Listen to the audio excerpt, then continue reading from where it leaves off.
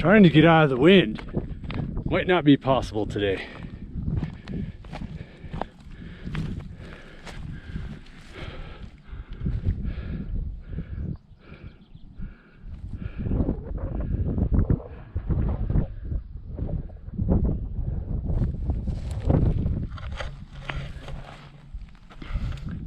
All right, I'm headed up Wilson Canyon.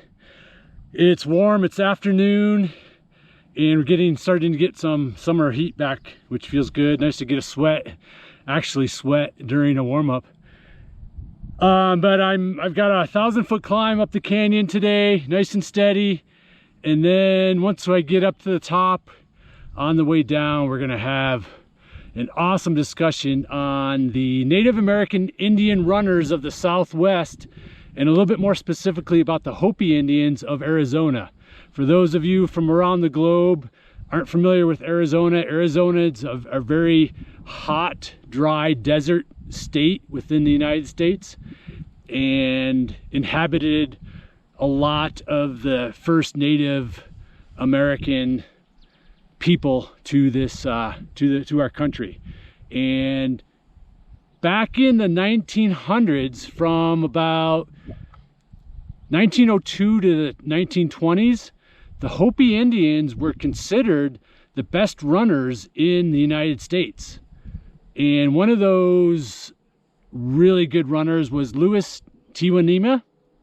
He was a Hopi runner from Arizona, and he competed in 2 Olympics, the 1909 Olympics, where he ran the marathon, and then the 1912 Olympics, where he ran the marathon and 10K, and he silver medaled in the 10K, setting a American course record for the 10K with that silver medal.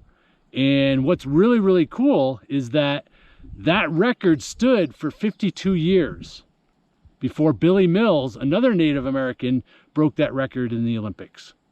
So it stood for 52 years at 10K. So, but what we're going to talk about today is I've done a lot of research on Native runners in general, but specific to today's talk about Native American runners and couriers and messengers. And I've come to kind of make a list of some ingredients that they have as part of their culture that all kind of steer back to one common ingredient or special sauce that back then made them considered the best runners in the United States. And that's what we're going to talk about today, and how it can help beginning runners, veteran runners, any runner in between that, all of us. Okay, so it's going to be a great one today. Thanks for coming along as always. And man, the green is just popping after all that snow and rain. But I'm headed that way, up the canyon. Let's go.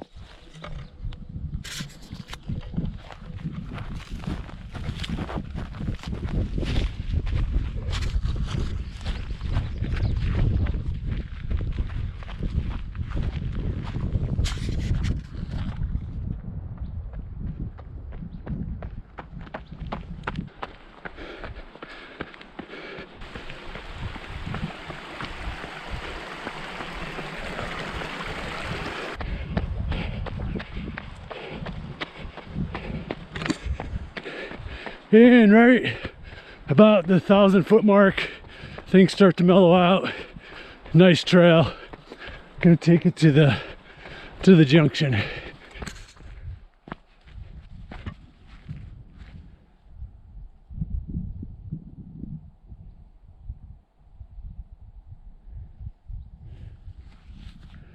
Came from right here up right there.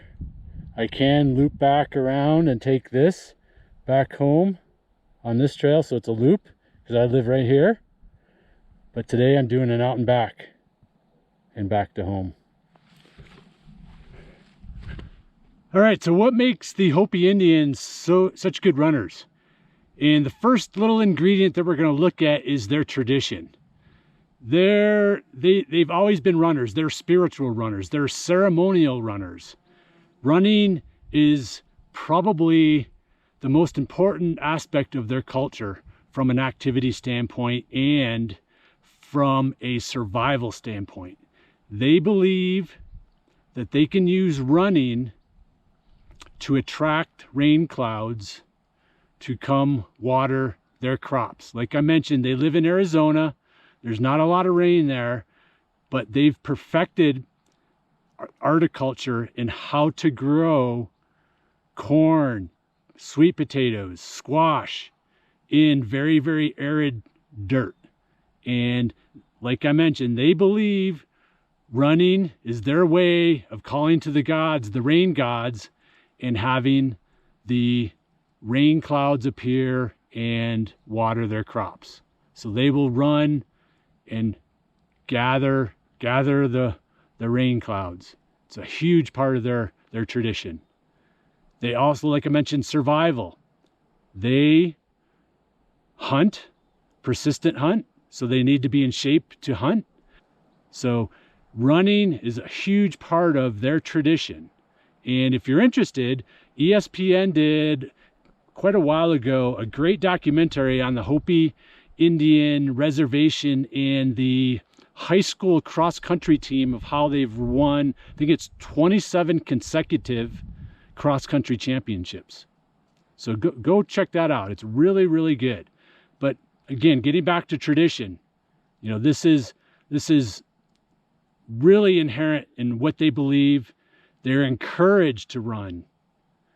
They're encouraged to wake up in the morning and run to the east and greet the sun. The sun is another huge part and symbolizes life to them. And therefore, running symbolizes life for them.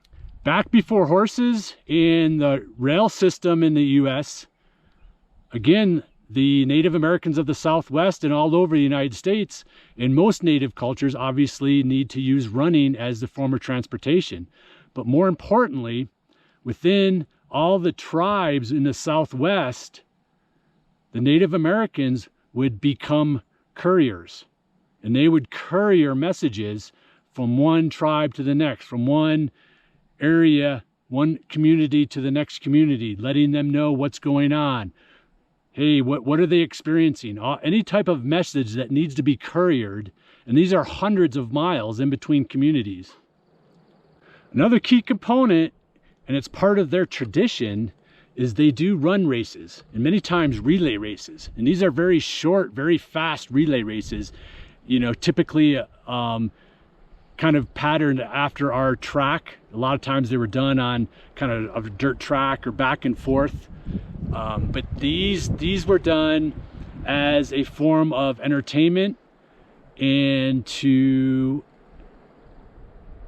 again, as a ceremony, as a precursor to their native dances. So for example, they might have a dance planned for a Saturday prior to that dance, and one of their more popular dances is the snake dance. And before the snake dance, they would have relay races and races for all the people to come and race.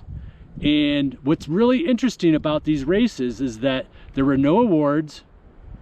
As soon as the race was over, everybody went back to just being everybody normal people. There was no podiums, there was no accolades for the winner. Everybody was all equal. And I think there's something really to be said about that. And I've thought about it a lot, and I think awards are important. But I think what this means for the Hopi is that running is much bigger and much larger part of their life than just awards. And again, I mentioned that they're very, very, very competitive. They get into this. They wear war paint, they dress up, they really, really get into these races. This is true competition. But like I mentioned, as soon as it's over with, it's over with. And I think it's because running, there's a higher purpose for running than just racing.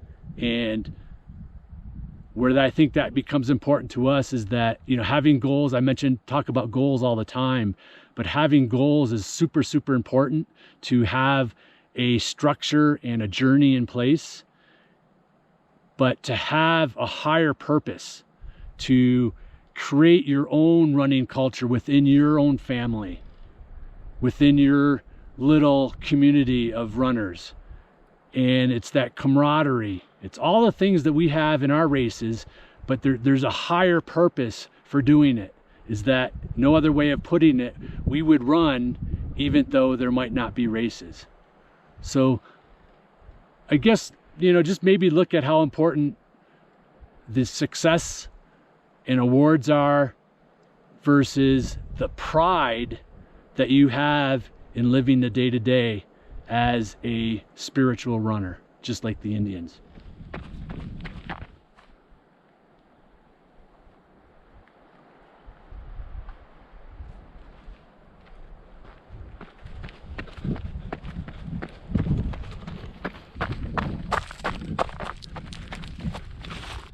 So that was the canyon. All pretty good. All right, so back to Hopi. We've got tradition. We have races. What else do we have that all mixed together is going to give us this secret ingredient that we all can look to pursue to help our running to get better? The next one is, I mentioned their dances. They have many dances that oftentimes are named after animals. The buffalo dance, the snake dance. And if you watch these dances, these can go on for a very, very long time, over an hour. It almost becomes kind of like a trance for them against the drum beat. But if we really look hard at what these dances are doing from a training standpoint, from a movement standpoint, from a jumping standpoint, these are no much different than drills and plyometrics and jump training. And they're doing it for a very long time, barefoot. Mostly working with very short range of motion. You can kind of picture what I mean by an Indian dance, where a lot of forefoot movement, a lot of forefoot action, a lot of forefoot landing that is done with very small steps and a lot of jumping. And this is part of their tradition. This is what they do. They do this all the time. And this is their form of strength training. Their jump training, their plyometric training. And if you look real hard, this mirrors a lot of the drills I have on the videos, a lot of the drills I have my athletes do to help isometric training, concentric training, plyometrics, all of the state-of-the-art type of jump training that athletes do to get stronger, more powerful and explosive, and to stay healthy. This is something they do as part of their culture and something they do all the time. So I think this plays a huge role in strength and their longevity and their health as runners.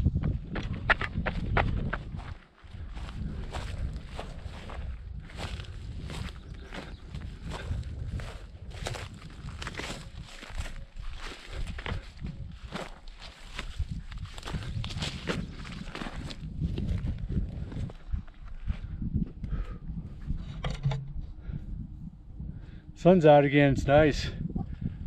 All right, so let's finish this up. Let's look at their daily life, the Hopi daily life. They live on top of mesas in Arizona, and a mesa is a mountain that's been eroded by water, and it's a flat top, and so they build their houses on the flat top, which are typically about 1,000 feet off the surface or the bottom of the valley floor, and where they plant their crops. And so what happens is that every morning when they go to work the fields and the crops, they have to run down the mesa, down 1,000 feet, work the crops all day, and then run back up the mesa another 1,000-foot gain to come home. They're doing this day in, day out. So they're running to and from their work every day. We talked about persistent hunting, but they're also encouraged to get up before sunlight and run to the east to meet the sunrise and to meet the sun and run back. And so where this brings me with all this and how the one ingredient can kind of all come together, and we look at all these things they do, what is the one thing that's consistent or is manufactured from a training standpoint that allows them to be these traditionally great runners? And it's frequency. They run frequent. It's part of their tradition. They wake up and they're encouraged to run. There's a higher purpose to their running. The running creates the rain. They have these races that really support the community. So all this running encouragement, it's who they are. And it lends itself to running very, very frequently.